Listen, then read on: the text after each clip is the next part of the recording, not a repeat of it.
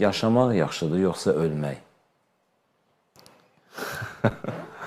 Hələ ölmək də yox olmaq demək deyil, o da yaşamağın tərkib hissəsidir. Ölüm həyatın hissəsidir.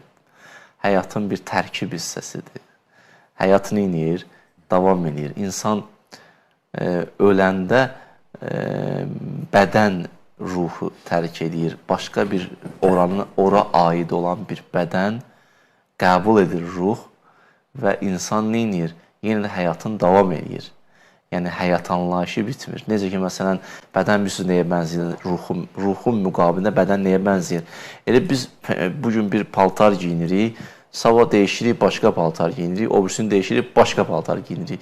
Yekunda da 3 gün içində də biz bizik. Paltarlarımız dəyişdi. Bədən ruha nisbət paltardır. Dünya paltarı, bərzəx paltarı, qiyamət paltarı.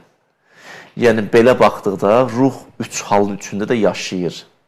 Paltarlar dəyişilib, həyat davam edir, bu bir. Amma o ki, qaldı bu tərəfinə gələk. İndi dünya həyatı yaxşıdır. Əlbəttə, dünya yaxşı yerdir, Əmirül-Müminin demişkən.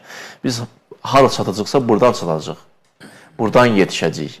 Övliya olanlar bura gəldilər, övliya oldular. Ariflər buradan arif oldular. Buradan insan kamala yetişir, insan buradan ucalır, yüksəlir. Bu mənada dünya yaxşı həyatdır.